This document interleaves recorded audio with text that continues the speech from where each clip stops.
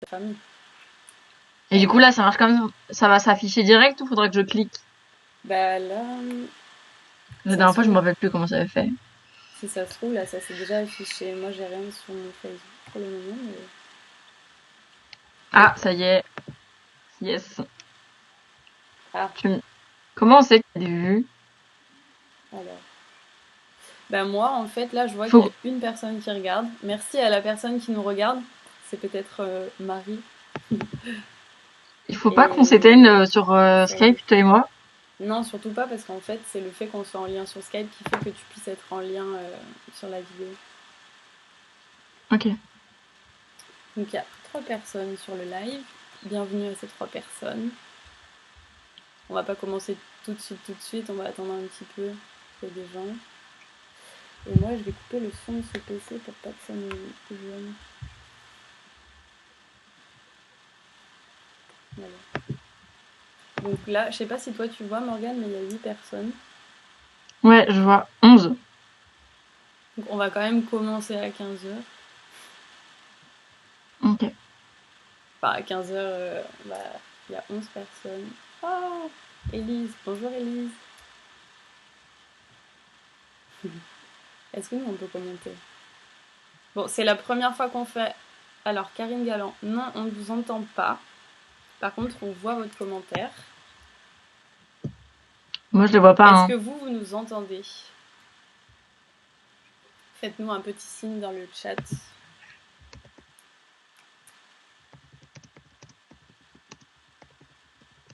Toi, Morgane, pour voir les commentaires, il faut que tu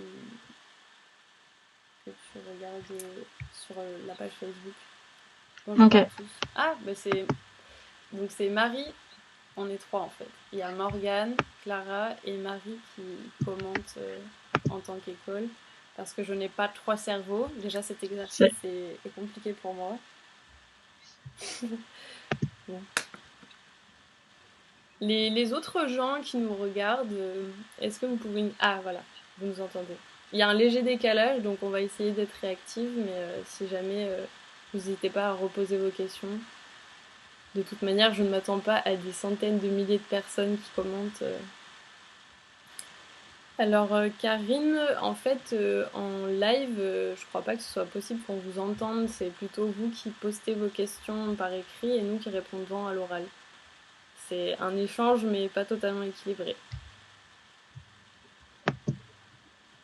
Et puis après, si vous voulez avoir plus d'infos ou discuter, approfondir des sujets, nous on sera disponible après le live, soit par écrit, pour répondre aux questions que les gens auront posées et auxquelles on n'aura éventuellement pas répondu.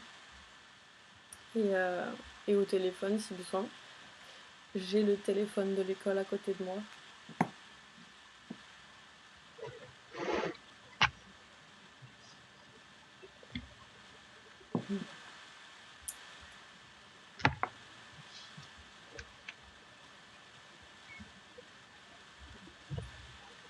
Bon.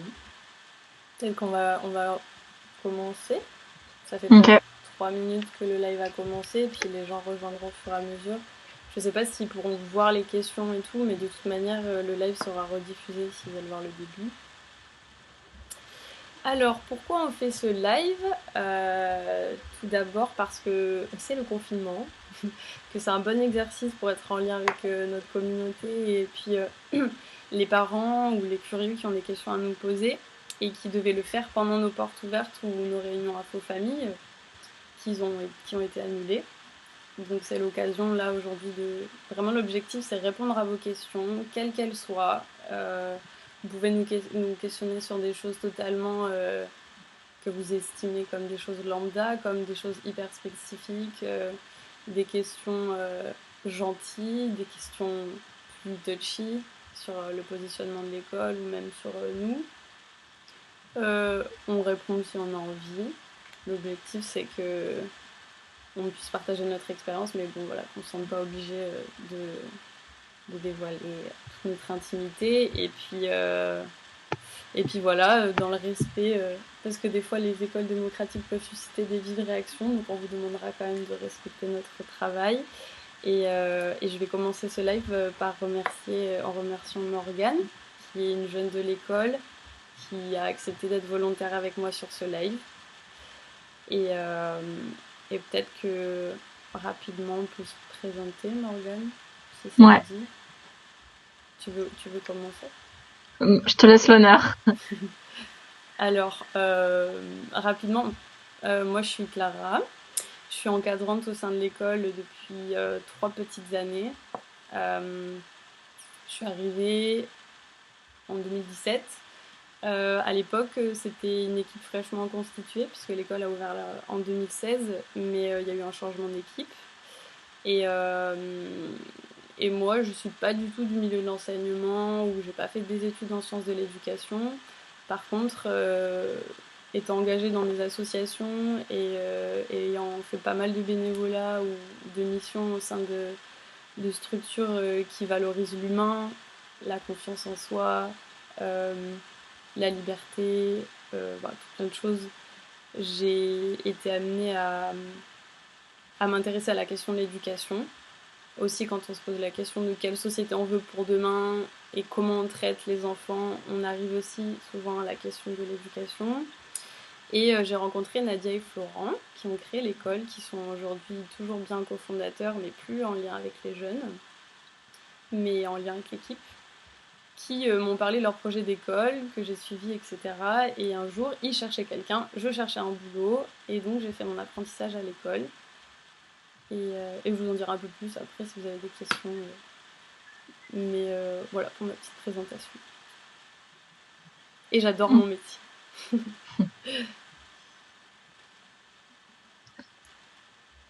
Morgane, tu veux... Ouais, c'est bizarre parce que du coup, tu parles d'un côté mais pas de l'autre. Moi, je m'appelle Morgane, je vais avoir 18 ans et ça fait 2 ans que je suis dans l'école. Il y a 3 ans, j'ai été en seconde générale et j'ai arrêté l'école suite à une dépression et une phobie scolaire. Et après 6 mois chez moi, on m'a parlé de l'école Tesla et j'ai fait ma période d'essai et, euh, et voilà. Et depuis, je suis toujours là. Ok. Et tu quittes l'école l'an Oui, prochain ouais. À la fin de l'année, je pars. pour de nouveaux horizons. C'est ça. Et ben, on a déjà une question de Marina Mendes qui voudrait savoir un peu comment ça se passe le quotidien à l'école. Du coup, je sais pas, Morgane, si tu veux répondre, je pense que tu es la mieux placée puisque tu le vis vraiment en tant que jeune et pas C'est vrai. pédagogue. Alors, déjà, quand on arrive à l'école, c'est quand en fait on a jusqu'à midi et demi pour arriver et on doit faire 5 heures obligatoires, donc 17h30 maximum. Et quand on arrive, en fait, on fait ce qu'on veut, on fait ce qu'on a prévu. Il y a des clubs à des heures fixes où on peut aller et en fait on fait ce qu'on a envie de faire dans le sens où si on a décidé de s'enfermer dans une salle pour travailler sur un projet, ben on s'enferme pendant des heures dans une salle. Si on a envie de s'asseoir et de papoter, on fait ça souvent le matin pour parler de sujets, débattre un petit peu. Voilà. Après, il y en a qui jouent aux jeux vidéo, d'autres qui font de l'art en haut, d'autres qui font de la musique. Et ça dépend en fait des envies de chacun et de ce qu'il a prévu dans sa journée. Et en général, c'est le vent qui nous porte et on se laisse embarquer par plein de gens et on fait ça tous ensemble en fait. Ouais, j'aimerais rajouter un petit peu et ensuite on répondra à la question Ludivine. En fait, c'est un petit peu comme le confinement, l'école, dans le sens où faut imaginer un espace qui est grand, qui est aménagé de manière à ce que les gens soient exposés à plein de domaines de la connaissance. C'est pour ça Morgane parlait d'espaces fermés qui permettent la concentration, l'isolement ou qui peuvent être réservés pour organiser des choses. Mais il y a aussi tout plein d'espaces qui sont dédiés aux arts, à la pratique des sciences, aux réunions, une bibliothèque, de quoi faire des recherches. Et puis c'est une école qui est... Du coup, pour revenir sur la question du confinement, enfin le rapport avec le confinement, Ça veut dire que en fait, vous vous levez le matin et puis comme des personnes qui travaillent en ce moment en télétravail ou qui ont des objectifs professionnels, personnels ou des objectifs de vie, vous vous auto-disciplinez, vous vous auto-contraignez à atteindre ces objectifs. Donc il y a des choses que vous faites que vous n'avez pas forcément envie de faire. On a des jeunes de l'école qui passent des diplômes, qui pratiquent la guitare le matin, ils n'ont pas forcément envie de faire leurs exercices, mais voilà, il y a une certaine rigueur qui se donne pour atteindre leurs objectifs. Et puis, il y a, comme disait Morgane, tout ce que le quotidien d'une école où on a des gens d'âge complètement différents, qui ont plein de passions différentes, fait que on se retrouve embarqué des fois. Donc, il n'y a pas de journée type, on va dire, dans notre école, mais faut plus imaginer ça comme une grosse colocation avec des gens qui ont envie d'apprendre des choses et de devenir des personnes dans leur vie et d'être épanouies. Et du coup, ça nous amène à la question de est-ce qu'il y a des intervenants pour des ateliers? Oui. On a pas mal de gens, et ça c'est l'avantage du fait d'être en ville, je pense. On a pas mal de gens qui se proposent pour être bénévoles au sein de l'école. Souvent dans l'optique de découvrir comment ça se passe à l'école, mais aussi de transmettre aux jeunes des choses, des passions. Ça peut être des gens qui vont intervenir par exemple sur leur métier pour parler avec les jeunes de ce qu'ils ont fait, d'une passion commune. Ça peut être des profs qui donnent des cours vraiment formels. Nous, on a une prof de maths qui vient donner des cours. Alors là, elle donne des cours pour des jeunes qui ont des âges et des niveaux différents, mais voilà, ça reste par rapport aux notions du programme. Et puis on va avoir des gens qui vont me proposer des ateliers de yoga, d'art martial, d'art plastique, et qui vont venir soit ponctuellement, en une fois, soit régulièrement, pendant un an ou plusieurs années, pour une personne, pour quelques personnes. Voilà, tout peut être organisé. Il peut y avoir des groupes où on se dit, bah là, on est dans un club, on a bien avancé ensemble, on n'accepte pas de nouvelles personnes parce que, voilà, on a envie que ça reste. Ouais, si tu peux fermer ton Bluetooth. Et ou alors vraiment quelque chose de très organique où les gens viennent s'ils veulent. Et nous, ce qu'on dit aux intervenants toujours, c'est vous venez pour partager quelque chose et ça vous fait plaisir de venir. Faut pas que vous veniez en vous disant oh là là, s'il y a personne, quelle bande d'ingrats. Enfin bref, il doit y avoir vraiment un échange, quoi.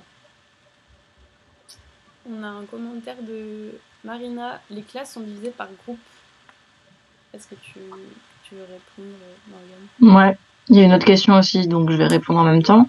On n'est pas dans des classes, on est un seul groupe de une trentaine de personnes, et on est de 8 à 20 ans.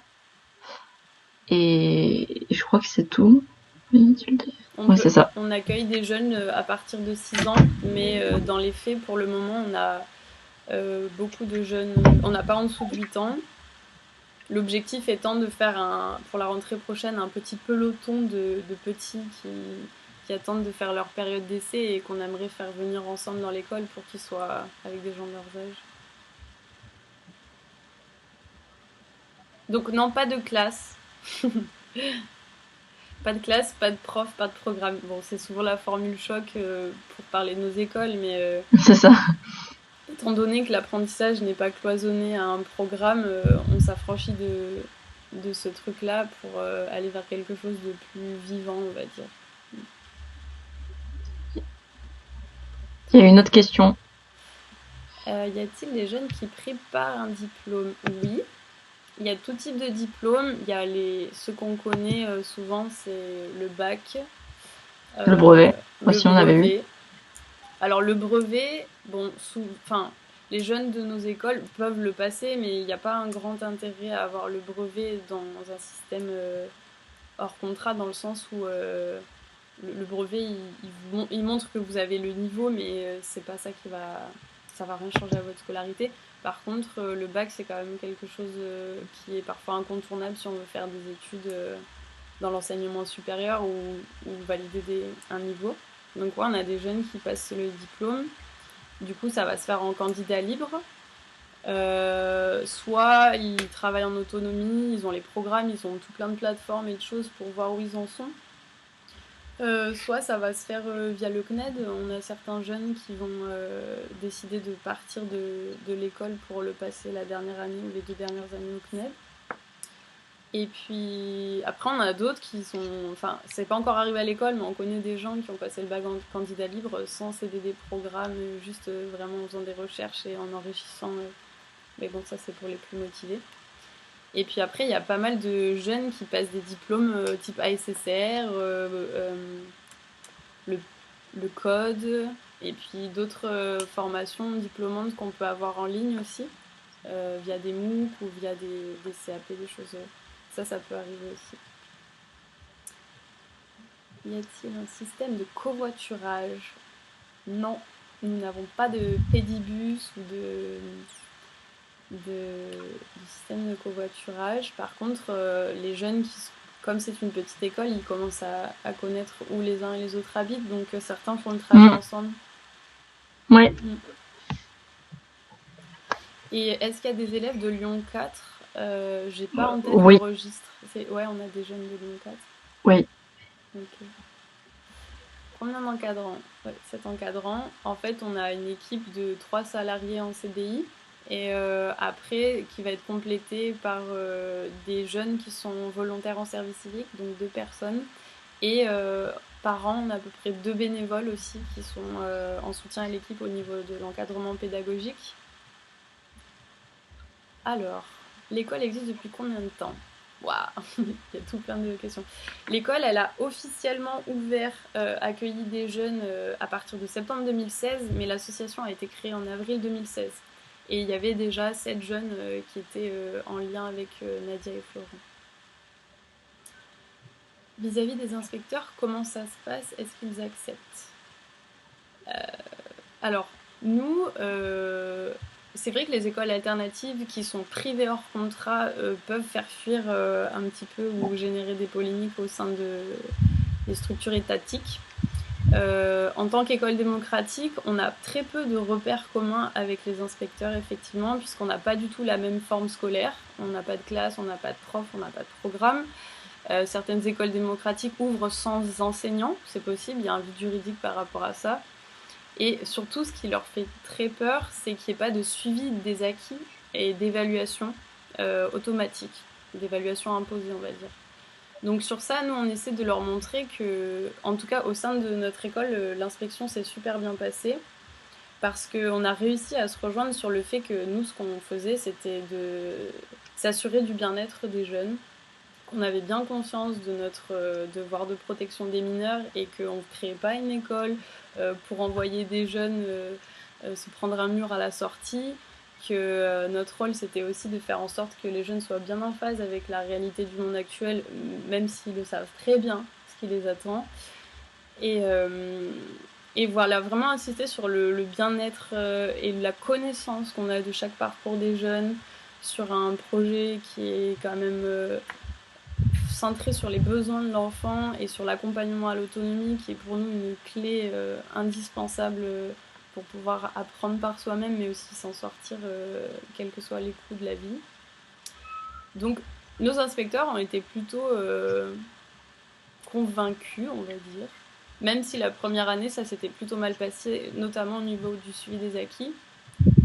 Ce qu'on leur a expliqué, c'est que l'évaluation, pour nous, c'est quelque chose qui ne doit pas être imposé, parce qu'à partir du moment où c'est imposé, c'est non voulu, ça va créer tout plein de conséquences délétères sur déjà l'estime de soi, mais aussi la comparaison par rapport aux autres, par rapport à... Enfin bref, personne n'aime être évalué quand il n'a pas envie, même si des fois c'est désagréable, ça nous permet d'avancer, c'est clair, mais en tout cas chez nous, les jeunes, s'ils ont besoin d'avoir une évaluation, déjà eux-mêmes, ils peuvent voir s'ils sont au niveau par rapport à des choses. C'est un truc qu'on fait naturellement, quoi. Quand on est en train de sauter au-dessus d'une flaque, on voit si on tombe dans la flaque ou si on est arrivé assez loin ou pas. Et puis quand on n'arrive pas à savoir où on en est, là on va pouvoir s'aider. Et c'est aux jeunes de savoir un peu, et à nous de l'aider à trouver des référentiels pour voir où il en est et lui donner surtout des conseils pour qu'il puisse s'améliorer. Voilà, j'ai beaucoup parlé. Il y a beaucoup de questions. Il y a l'accès aux écrans. Est-ce que tu vas en parler un petit peu, Morgane? Ouais. Tu me diras si tu veux rajouter quelque chose. L'accès des écrans, il se fait libre, mais avant d'entrer dans l'école, les parents et les enfants s'assurent des PEGI, des PEGI qui veulent être d'accord. Il y en a qui ont le droit à tous les PEGI, d'autres qui n'ont pas le droit à tous les PEGI. Et après, les écrans, c'est aussi l'enfant qui gère sa manière de consommer. Évidemment, les élèves font attention à quel contenu est diffusé dans l'école. Et les encadrants aussi surveillent qu'on regarde pas n'importe quoi. Et, euh, et voilà, je sais pas trop ce qu'on peut dire d'autre parce que, enfin, Ouais, bah, je pense que t'as bien résumé le truc dans le sens où comme nous on fait les apprentissages libres et autonomes, donc ça veut dire qu'on part du principe et dans la pratique c'est le cas qu'on va pas hiérarchiser une ressource plus qu'une autre, un contenu plus qu'un autre. On va pas dire que faire des jeux vidéo c'est moins important que faire des maths parce que c'est vraiment le jeune qui va se diriger vers ça et s'il a envie d'y aller, c'est son choix. Par contre, au niveau du contenu ou de la ressource, voilà, si vous utilisez une perceuse mais que vous ne savez pas l'utiliser, ben, on ne va pas vous laisser l'utiliser dans l'école.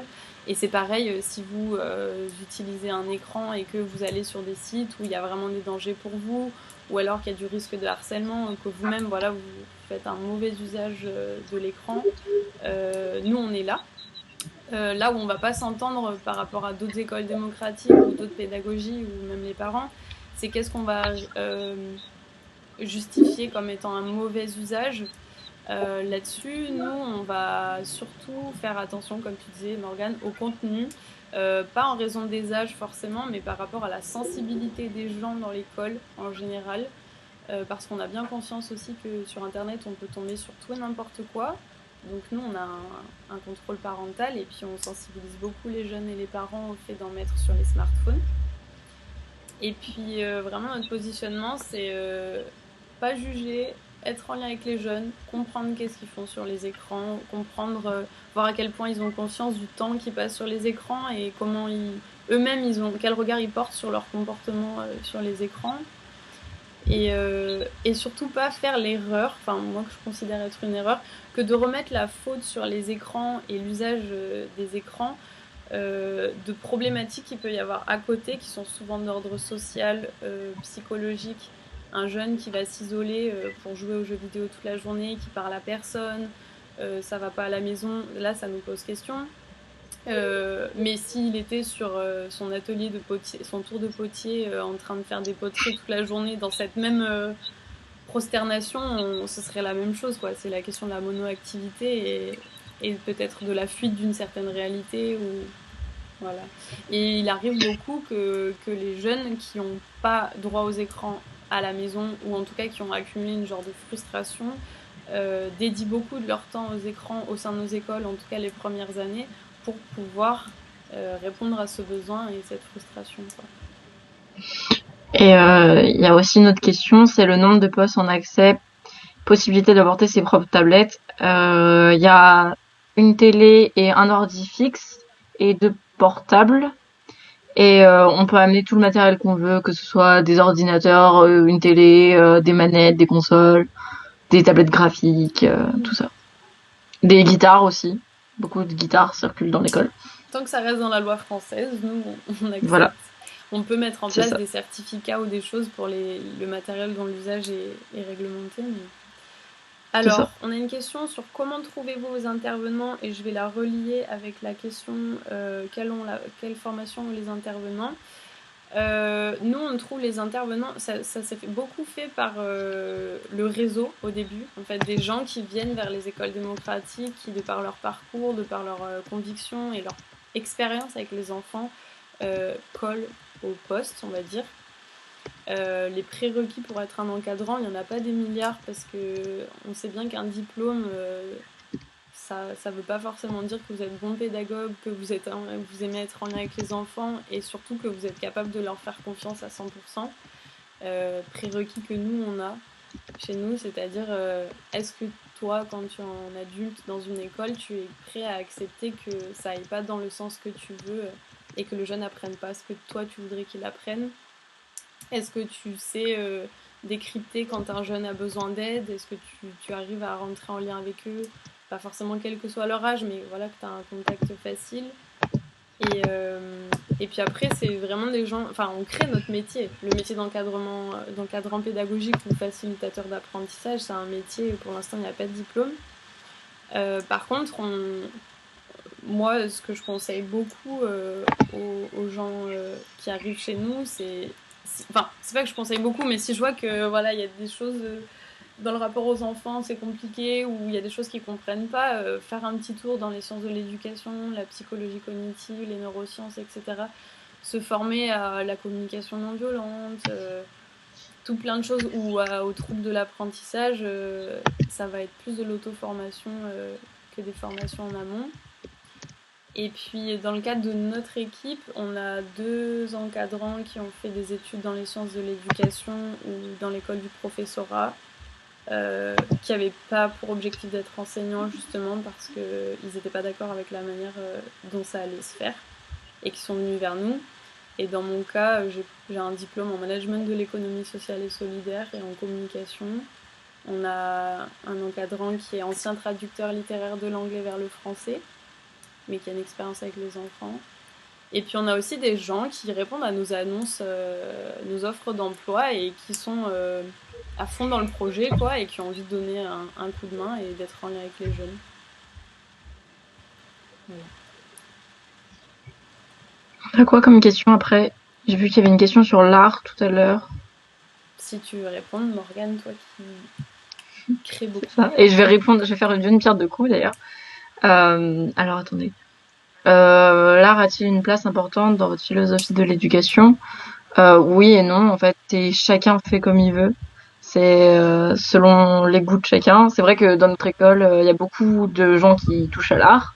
On a un coin d'art qui est super développé et euh, et euh, et voilà. Et pour répondre à une question que j'ai vue, j'ai postulé, j'ai lancé mon dossier pour la SEPR pour un bac pro de graphiste motion designer pour la communication visuelle. Voilà. Ok, ouais, en fait, nous, on se rend compte que de par l'expérience des encadrants, on aime beaucoup tout ce qui est artistique, création, etc.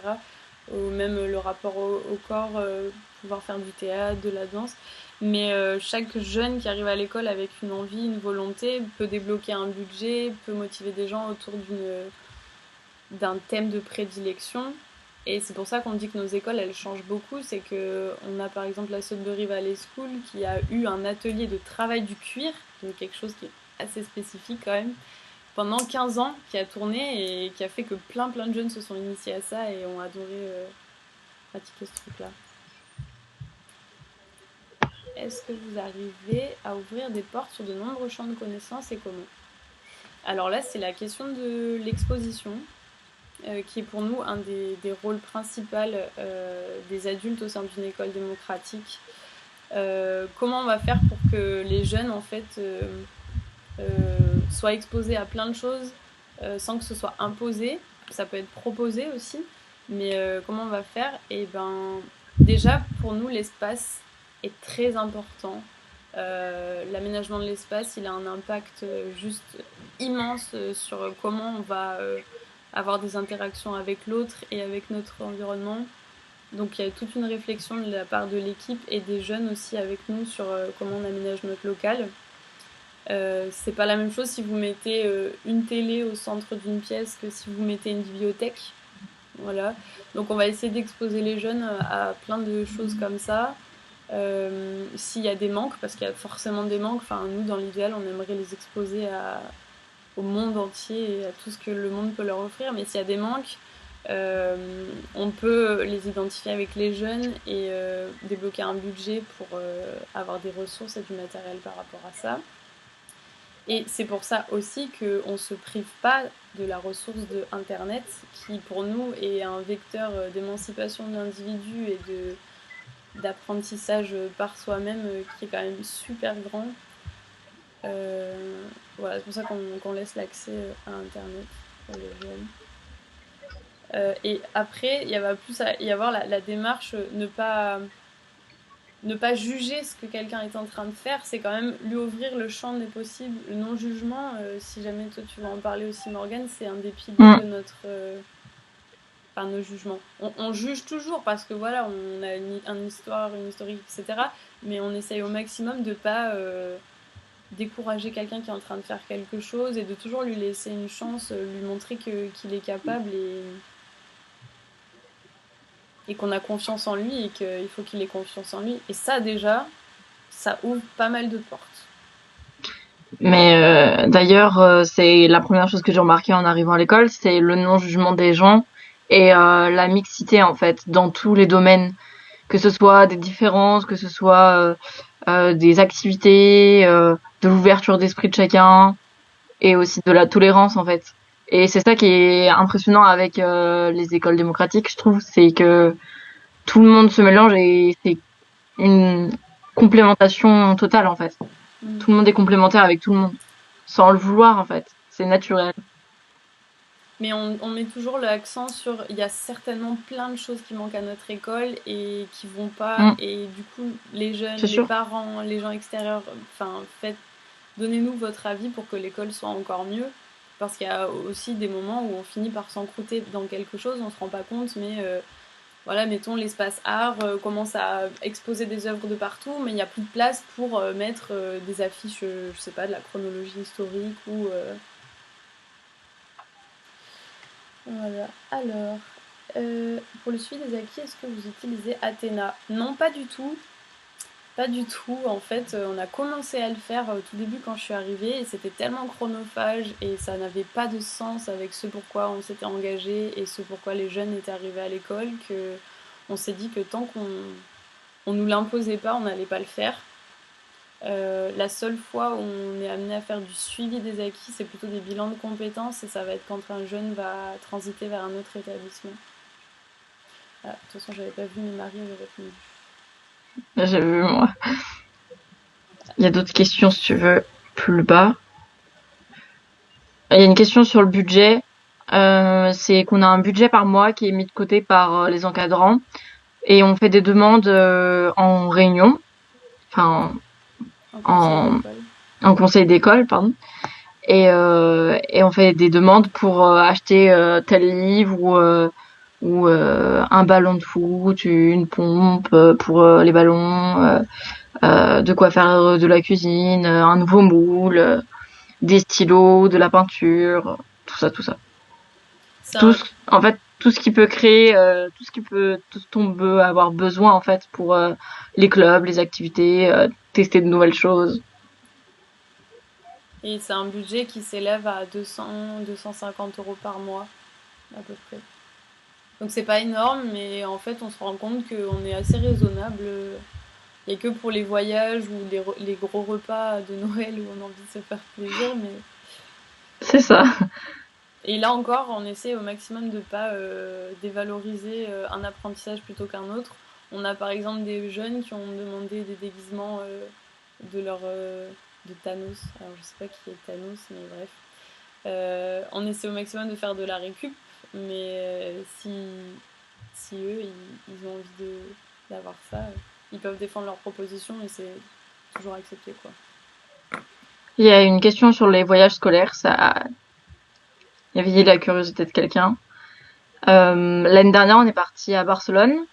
On a organisé ça avec Marie et quelques élèves. Et du coup, on a vendu du muguet, on a fait quoi? On a fait des soirées à l'école payantes. On a récolté de l'argent, on a organisé le voyage, réservé les billets. Plein de choses en fait. On a vendu des œuvres d'art, organisé les activités qu'on allait faire sur place. Et cette année, on devait partir justement dans quelques semaines, Ouais. même pas. Et du coup, le voyage est annulé. Voilà. On devait partir au bord de la mer, se faire des petites vacances anticipées.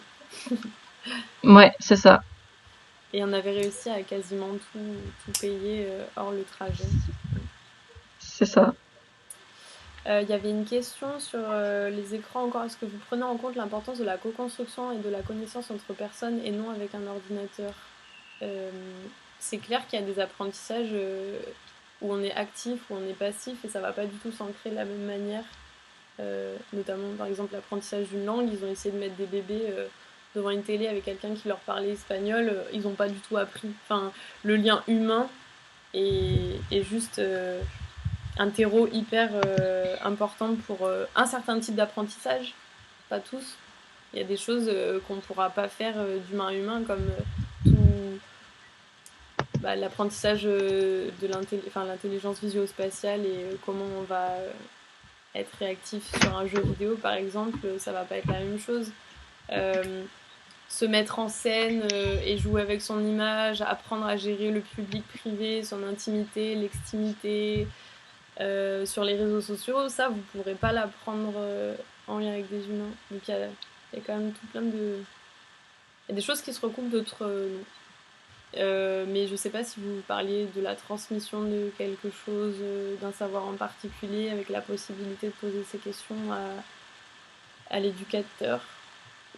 Dans ce cas-là, je répondrais que ça dépend vraiment des personnes. Il y a des jeunes qui aiment beaucoup être en lien ou qui nous disent pour apprendre telle chose, j'ai besoin que ce soit un adulte ou un prof qui me l'explique. D'autres qui vont préférer mettre peut-être plus de temps, mais regarder plein de vidéos, tester dans leur coin. Et ça permet aussi pour des jeunes qui ont des blocages justement dans le rapport humain liés à une scolarité difficile ou des professeurs qui ont été un peu traumatisants, on va dire, de se réapproprier le savoir et les outils et d'être autonome de ce point de vue-là. Il y a des questions sur quel club on a cette année. Je peux répondre? Oui. Alors, on a beaucoup de clubs, beaucoup plus que l'année dernière d'ailleurs. On a le lundi, on a le club jeu de rôle, on a le club débat, où on pioche des sujets au hasard. Ensuite, le mardi, on a club bullet journal, où c'est très créatif, où on crée des petits carnets. Voilà. L'après-midi, on a club écriture, où on part vers les pentes de la Croix-Rousse dans un salon de thé pour écrire. Donc on écrit des romans, des poèmes, des chansons, des articles, tout ça. Le mercredi, tu me diras si j'ai oublié des clubs. On a le club art plastique. Art plastique. S'il te plaît. On fait de la couture en ce moment. Excusez-moi. On a le club art plastique. On a le club sport aussi, où ils font des activités différentes. On a du basket. Qu'est-ce qu'ils avaient fait déjà? Enfin, ils choisissent au fur et à mesure. Le jeudi, il y a beaucoup de clubs aussi. Il y a le club estime de soi, où on parle de la confiance, du rapport au corps, les autres. On a le club sexualité. On a le club LGBT qui s'est rallié au club sexualité. On a quoi d'autre? On en a beaucoup le jeudi. Le matin, on a eu le club Harry Potter aussi. Club K-pop, c'est quoi? K-pop, c'est le vendredi, je crois. Et on a aussi le vendredi le club cuisine. Et on a eu des clubs chant, des clubs pixel art, des clubs yoga. Des clubs rap. Ouais. Club rap, club sur les chats, beaucoup de clubs de tous les sujets différents en fait. C'est très varié. Ça dépend et des fois ça dure longtemps, des fois ça dure pas longtemps, des fois. Il y a un club aussi, un groupe d'entraide sur l'avenir, voilà, le futur l'orientation, avec un grand F et toutes les craintes, les difficultés, les espoirs et tout ça. On se met tous en groupe et on discute de ça et on s'aide. Et du coup, la place du sport et l'éducation physique, elle n'a pas une place plus importante qu'une autre. Ce qui est compliqué avec les écoles démocratiques, surtout qui n'ont pas d'extérieur, c'est que du coup, il faut sortir pour faire du sport. Bon, on pourrait avoir une salle de muscu, mais pour l'instant, c'est pas le cas. Et surtout, on n'est pas beaucoup. Donc, pour tous les sports co et tout ça, c'est pas la même chose que si vous pratiquez dans un club. Mais on a des jeunes, voilà, comme ce que disait Morgane, qui font un club sport. J'ai vu qu'il y avait une question. Apprenez-vous aux enfants à s'aimer? La part du développement personnel, estime de soi est-elle importante? Euh, Comme on a beaucoup de pré-ados et d'ados, ça intéresse beaucoup cette thématique. Enfin, moi, c'est ce que je vois. On Ouais. a eu beaucoup des filles au début, puis on a eu des garçons, et on a un club estime de soi où on aborde, comme disait Morgane, tout plein de sujets.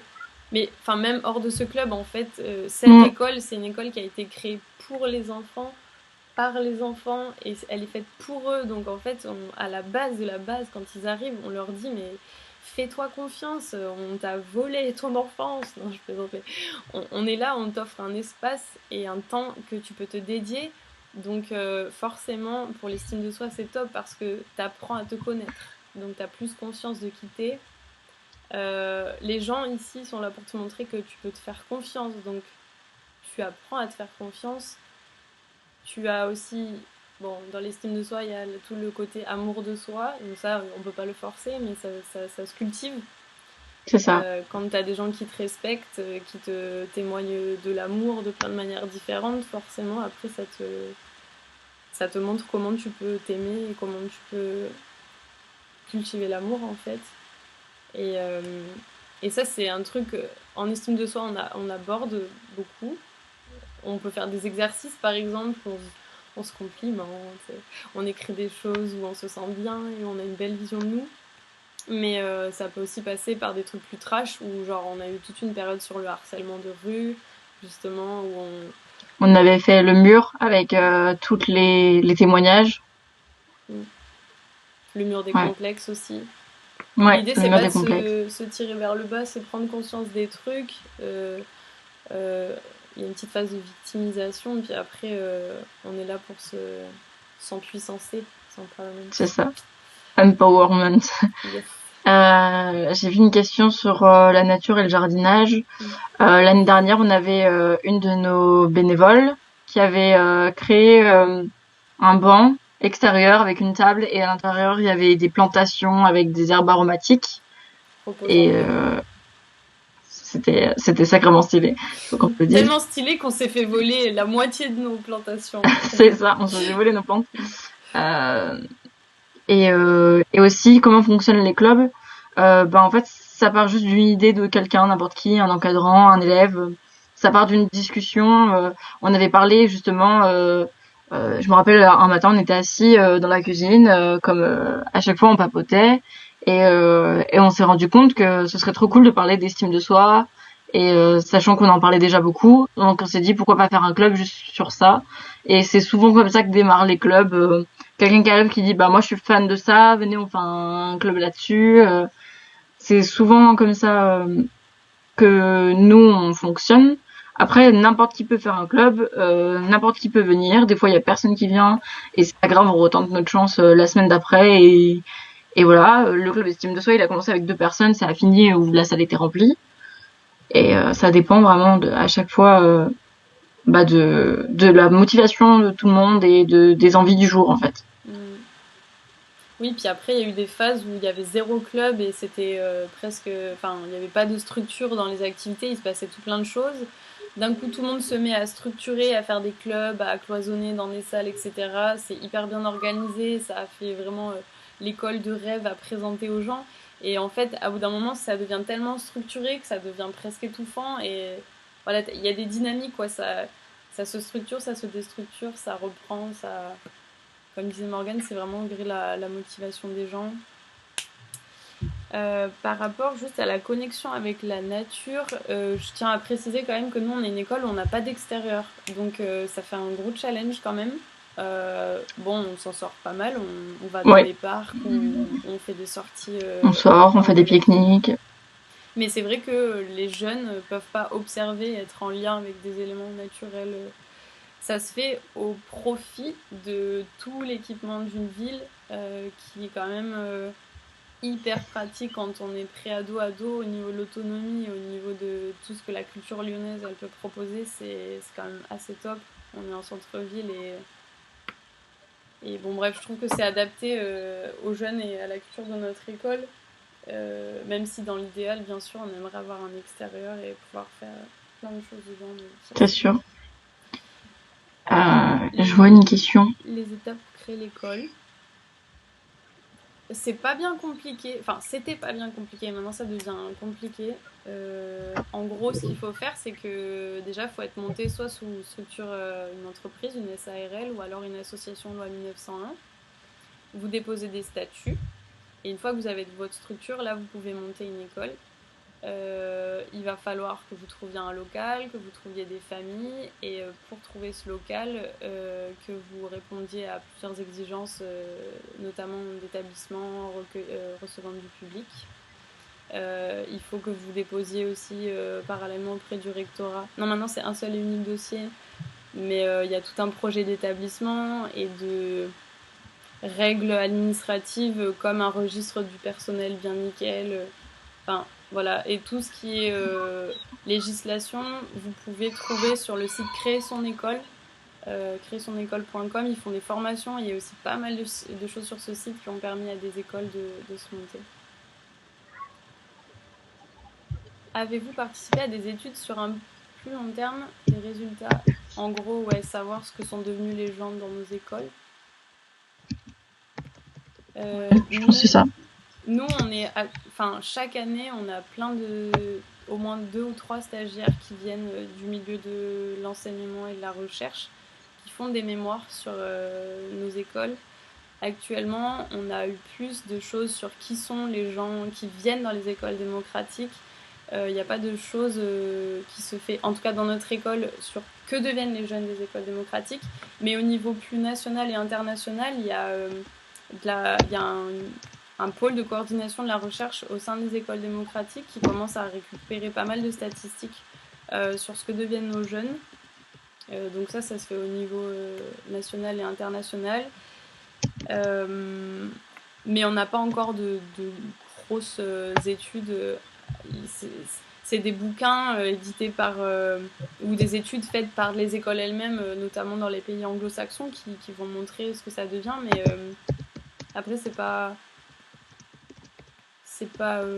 compliqué de. Enfin, il faut aller voir chaque école, quoi.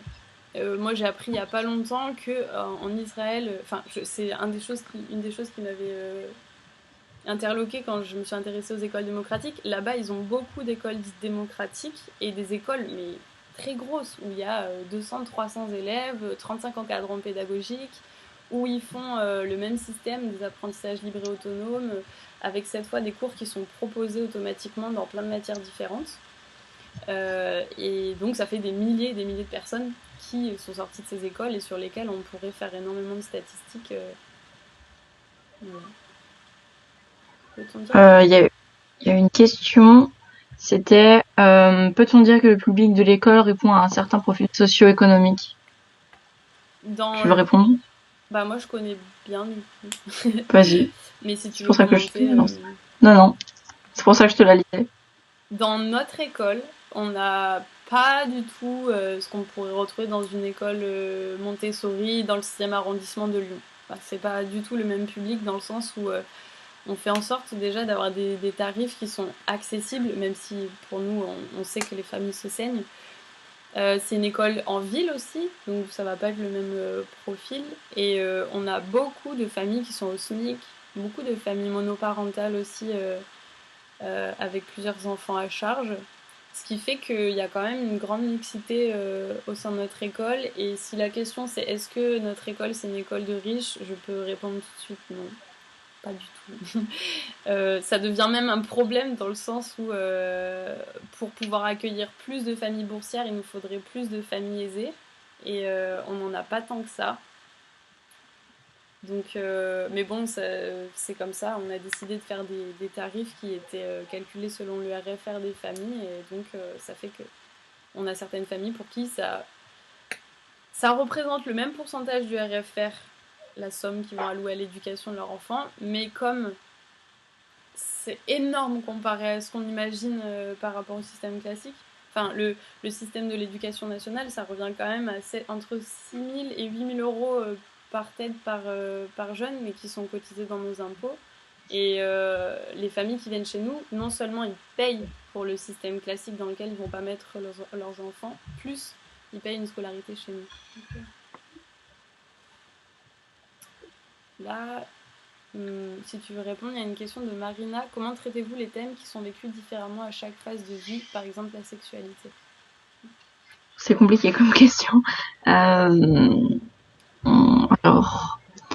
Ça peut être, comment je vais répondre ça? ça peut être l'alimentation, ça peut être la Ouais, santé, les addictions.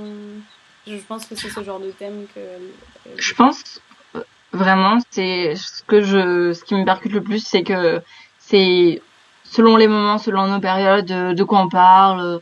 Je me rappelle qu'on avait beaucoup parlé de sexualité à un moment où la série Sex Education avait sorti sa saison 2. Voilà, c'est peut-être anodin, mais pour nous c'était quelque chose qu'on attendait. Du coup, on avait beaucoup parlé de sexualité. Pareil, quand il y a des sujets d'actualité, on en parle beaucoup. Et en fait, tout vient comme ça et on l'adapte toujours à quel public vient voir. Et on fait toujours attention à ce qu'on dit. On essaie de vérifier les sources quand on en cite. Et, euh, et voilà. on a eu des... Bah, sur la sexualité, on s'était motivé à acheter des préservatifs, à récupérer des préservatifs et à en mettre à À une asso, disposition ouais. des jeunes Mm. qui ont été tous pris. Mais Oui. ça peut se faire aussi par ouais, la mise en accessibilité du matériel. Si on prend le sujet de l'alimentation, par exemple, c'est comme la sexualité, quoi. On va parler des choses, on va pas juger la sexualité ou l'alimentation de quelqu'un. Par contre, si on estime que il y a des choses qui manquent, que ce serait cool que les jeunes voient que ça existe, on va en parler, on Mm. va pouvoir le rendre visible, soit en parlant en réunion hebdomadaire, soit en partageant via des réseaux. On a un compte Instagram privé. Là, on est en train de mettre en place un campus virtuel où justement, sur Discord, on a toute une aile dédiée au côté médical, alimentation, même question de la sexualité transgenre aussi, LGBTI, euh, addiction, drogue, etc. En fait, on essaye de montrer aux jeunes qu'ils peuvent parler de tout avec nous et qu'on peut les orienter vers des organismes comme par exemple la Maison des Adolescents, qui est un super organisme qui est à Lyon, qui permet aux jeunes d'arriver avec ses petits ou gros problèmes, de tout balancer et qui va l'orienter vers des spécialistes. Quoi. Comment, plus ou moins en termes scientifiques, pédagogiques, neurosciences. Alors j'ai pas trop compris la question. Chaque phase de la vie. Ouais, nous, on fait, encore une fois, on fait attention au contenu audio-visuel qu'on va avoir au sein de l'école pour voir que ça heurte pas la sensibilité des gens autour de nous. On peut être amené à parler de sexualité avec une jeune fille de 6 ans qui nous demande comment on fait les bébés. Et en tout cas, nous, on est pour la vérité. Bien sûr, on va changer notre manière d'expliquer les choses par rapport à l'âge et par rapport à la sensibilité de la personne, mais on va pas leur raconter des histoires, surtout quand on parle de sexualité, qui est un enjeu sanitaire juste hyper important, que même nous, il faut que nous fassions notre éducation sexuelle. Donc, par contre, ce que je sais, c'est que ce qui est pas mal avec les ados et les pré-ados, c'est de s'envoyer des vidéos, des liens, des trucs où on n'est pas forcément face à face, mais où on peut faire passer des infos. Est-ce que est-ce un modèle qui marche à grande échelle? Si l'éducation nationale était basée sur le modèle des écoles démocratiques, comment se passerait l'éducation et la formation des enfants jusqu'à l'arrivée sur le marché du travail? euh... Bah, moi, là, je vous parlais de... Moi, j'y croyais pas au fait que les écoles démocratiques puissent être un grand pan de l'éducation, en tout cas à l'échelle nationale. Et en fait, avec l'exemple des écoles en Israël, je me suis rendu compte que c'était possible que l'État paye des enseignants et en tout cas soutienne cette forme d'éducation. Moi, ce que je trouve important, c'est pas tant que tout le monde fasse une école démocratique, parce que on pourra en parler après d'ailleurs, Morgane, sur est-ce que c'est une école adaptée à tous. Moi, ce que je trouve important, c'est que les gens puissent choisir. Et en ce sens, ce que j'aimerais voir et que je sais qu'il est possible de faire, c'est un État qui donne un chèque. Au lieu de dire bah, vous n'avez pas le choix, là c'est gratuit et vous payez en fait avec vos impôts l'éducation nationale. Non, bah, vous avez 8 000 € et vous les utilisez dans l'éducation que vous souhaitez pour vos enfants. Bon, ça pose la question de l'entre-soi et de tout plein de choses, donc c'est une question épineuse. Mais moi, je souhaite pas que les écoles démocratiques soient le seul et l'unique modèle, parce que ça nous amène à la question de est-ce que c'est adapté à tout le monde, et je pense pas que ça puisse correspondre à toutes les personnes. Moi non plus. Après, je pense que c'est quelque chose qui vaut le coup d'essayer. Savoir que ça existe carrément, que ça puisse être sous forme de lieu d'échange intergénérationnel où il y a cette philosophie, mais mettre un jeune par exemple par exemple, on a des jeunes qui ont une forme de handicap qu'on ne peut pas gérer. Après, on pourrait imaginer un système avec des AVS, etc. C'est ce qui se fait parfois. Mais par exemple, un jeune qui a besoin d'être constamment stimulé, etc. En l'état actuel des choses, en tout cas dans notre équipe, on ne pourrait pas les accueillir. Il faudrait vraiment voir ça au cas par cas, quoi. Mais si c'est un modèle qui est financé, ça pourrait, comme dit Morgane, pour moi, je pense que ce serait important que les gens puissent juste voir qu'ils peuvent apprendre de plein de manières différentes. Et que quand on entend le mot démocratique, ça veut dire que l'apprenant, en tout cas l'enfant qui est concerné par l'éducation, puisse au moins avoir la moitié des voix dans la prise de décision en ce qui le concerne. Mais ça, c'est un autre sujet. Qu'est-ce que vous pensez des pédagogies et philosophies Montessori et Freinet, et est-ce que vous reprenez des éléments de celles-ci? Alors, qu'est-ce que j'en pense? Déjà, ce sera que mon avis, et mon avis d'une personne qui a jamais travaillé à Montessori, ni à Freinet, ni fait des formations formelles là-dessus. Moi, je pense que de toute manière, les écoles du futur, c'est des écoles qui sont pas dogmatiques, donc qui vont emprunter à tout plein de pédagogies, des choses et qui vont pas appliquer à la lettre tout le manifeste et la méthode qui avait été donnée il y a des années. Enfin, il faut que les pédagogies elles soient vivantes. Donc bien sûr que Montessori, Freinet, c'est des choses qui nous inspirent. Par exemple, chez Montessori, la question de l'exposition qu'on a abordé tout à l'heure, des périodes sensibles aussi. Je décrirai pas tout là, mais c'est des choses qui vont guider notre action aussi et sur lesquelles Maria Montessori a mis en lumière pas mal de choses sur le fonctionnement de l'enfant. Donc oui, on s'en inspire. Freinet, c'est pareil. Lui, c'était le gars qui a dit... Enfin, après, c'est ce que j'ai compris, mais dans la philosophie, c'était attendez, il y a des guerres partout, c'est quoi cette société où les gens ils obéissent comme ça, ils vont faire des petits soldats, ils se posent pas la question de l'esprit critique et est-ce qu'ils ont envie de tuer des gens ou pas? Et il y a eu tout ce courant après la pédagogie nouvelle, des gens qui se sont dit non, mais il faut qu'on change un truc dans l'éducation pour que les gens et les jeunes très tôt puissent avoir conscience qu'ils ont du pouvoir sur leur vie et qu'ils obéissent pas comme ça et qu'ils se sentent libres d'apprendre comme ils l'entendent. Et en ce sens, je pense que cette pédagogie émancipatrice, elle inspire beaucoup, beaucoup notre école. Autant que tout plein de pédagogues et d'initiatives qu'il y a eu à droite à gauche, et même pas forcément des pédagogues, ça peut être... Enfin, nos écoles peuvent s'inspirer de tellement de choses. Je vois des courants de gens qui s'inspirent... Enfin bref, j'ai plein d'exemples. C'est vraiment l'équipe d'encadrants et les jeunes et les parents qui vont donner des idées en fait pour faire évoluer un projet pédagogique. Ah cool, Maëlys qui nous dit Maëlys, merci qui a fait un stage chez nous et qui en refait un cette année et qui a fait une immersion sur les écoles en Israël justement, si ça intéresse les gens. Dans les cas que vous avez vu des enfants qui n'ont pas trouvé leur place au sein de l'école, savez-vous pourquoi? Oui. La plupart du temps, les jeunes qui n'ont pas trouvé leur place au sein de l'école, ça s'est fait soit parce que les familles ont décidé de les retirer. Donc en soi, en fait, les jeunes voulaient rester, mais ça ne convenait pas aux familles. Donc là, il y avait un désaccord au niveau de la pédagogie. Soit on a eu le cas de jeunes super violents, en fait. C'est-à-dire que c'était compliqué, malgré les moultes solutions et tentatives de coopération qui avaient été proposées par des individus du collectif, un collectif qui s'est souvent soudé autour du jeune en essayant de comprendre ses problématiques, tout en restant équitable et en ayant le même traitement vis-à-vis du jeune que vis-à-vis des autres. Mais des jeunes qui sont partis parce que dans leur système de valeurs et dans ce qu'ils connaissaient d'avant et d'en dehors de l'école, ils n'arrivaient pas à se conformer à l'autre système de valeurs. Comme par exemple, nous, on a... l'ambiance et le climat de l'école,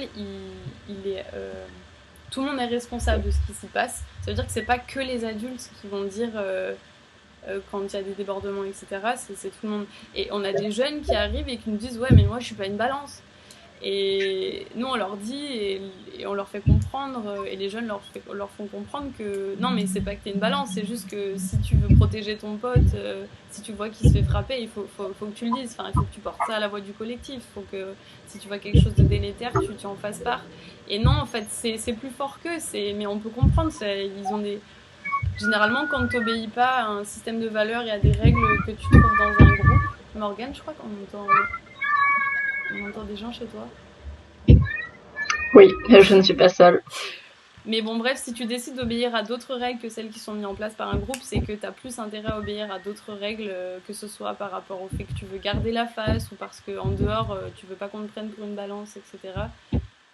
Et là, ça peut poser des problèmes parce que le collectif, au bout d'un moment, il dit mais en fait, on en a marre, on te laisse plein de chance et en fait, tu te gâches et c'est triste parce que ça veut dire qu'il y a un accompagnement spécifique à la violence qui doit être mis en place, comme dans toutes les structures, et qu'il y a des jeunes, des fois, qui se retrouvent sans rien et qui ont besoin d'aide.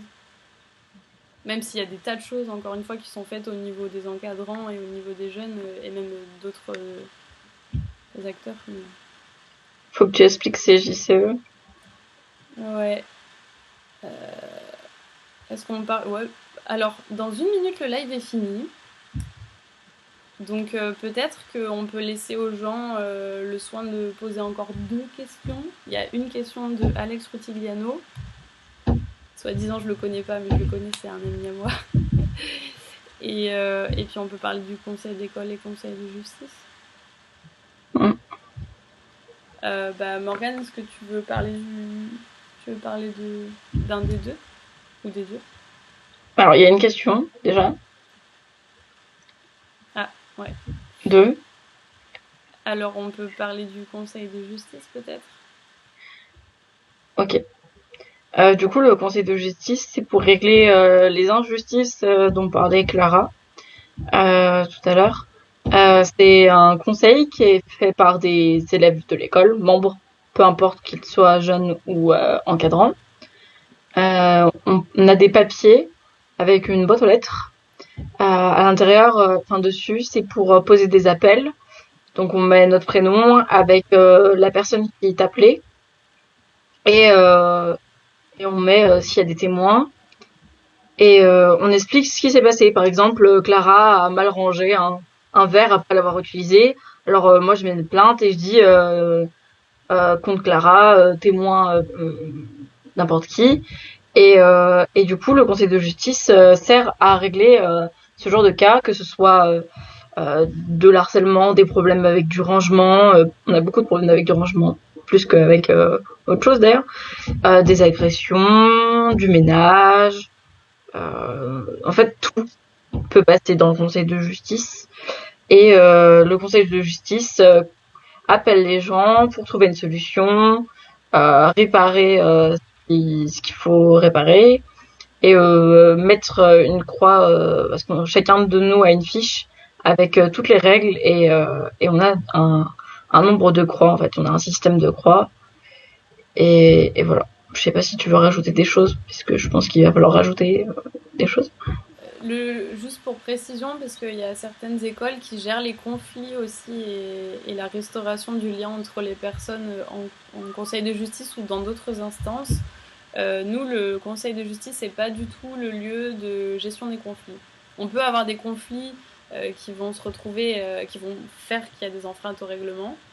Mais c'est un lieu où, comme disait Morgane, on est assez neutre, on reste sur les faits Et c'est vraiment la posture qui va accorder une certaine autorité au conseil de justice. J'utilise ce mot parce que l'autorité, c'est l'autorité du collectif. C'est un truc Ouais. sur Ce qui lequel on est, insiste beaucoup. on insiste beaucoup sur la phrase de le collectif avant tout. Mm. C'est exactement ça en fait. Et le conseil de justice est très variable en fait. Il peut y avoir beaucoup de monde, personnes, jamais les mêmes personnes, plusieurs fois de suite les mêmes personnes, et toujours dans cette neutralité euh, la plus absolue en fait possible. Mm. Et pour ce qui est de la gestion des conflits, après, ça va se faire de manière plus informelle avec la posture des encadrants qui tendent toujours vers la communication non violente, mais aussi des espaces qui vont se créer entre les personnes ou des groupes de personnes pour régler leurs différends. Voilà, bon, Et je peux pas trop insister parce qu'il y a pas mal Enfin, il y a encore une question, mais il y a aussi le CE à expliquer. avec conseil d'école. Bon, après, rapidement, le conseil d'école, c'est le lieu et l'endroit et le temps où les gens se réunissent, des gens qui sont volontaires, pour parler des problèmes de l'école, trouver des solutions, faire des demandes de budget, annoncer des choses, voter des nouvelles règles. Enfin, en fait, c'est là que vraiment la démocratie, elle se ressent et que tout le monde peut prendre part à l'évolution de l'école. Et il y a aussi le RH, mais je sais pas si tu l'abordes. Bah oui, d'ailleurs, j'en ai pas parlé pour les clubs. C'est comme un club en fait. Mm. C'est une réunion qu'on a qui est hebdomadaire. Donc au début c'était tous les lundis obligatoire pendant 5 minutes. Maintenant on a le lundi qui est effectivement obligatoire, mais on en a aussi plusieurs fois dans la semaine comme ça de manière un peu plus informelle, où on parle de tout ce qu'on a envie, on présente les nouveaux qui viennent d'arriver, les nouveaux bénévoles qui arrivent, les projets de la semaine, qu'est-ce qu'on a envie de faire. Ah bah tiens, moi j'ai envie de faire une sortie à la patinoire. Qui est intéressé, ok, bah mercredi, et bah voilà. Et, et tout ça, tout ça, tout ça, tout ça. Bon, peut-être on va arrêter. Alex Ouais, Rutigliano, en fait, on a répondu à la question à un moment dans le live, donc je vous dirai à quelle minute, comme ça vous aurez la réponse. Voilà, ben merci à tous. J'aurais pas merci. pensé qu'il y ait autant de personnes, et c'est top parce que ça fait autant de personnes qu'on a généralement dans nos portes ouvertes. Donc, bon, il y a un petit enfant terrible qui te tape contre ta porte, Morgane. Non, c'est le vent. Ah, ok. Bon, ben, au revoir à tous et merci d'avoir suivi ce live. À bientôt. Au revoir.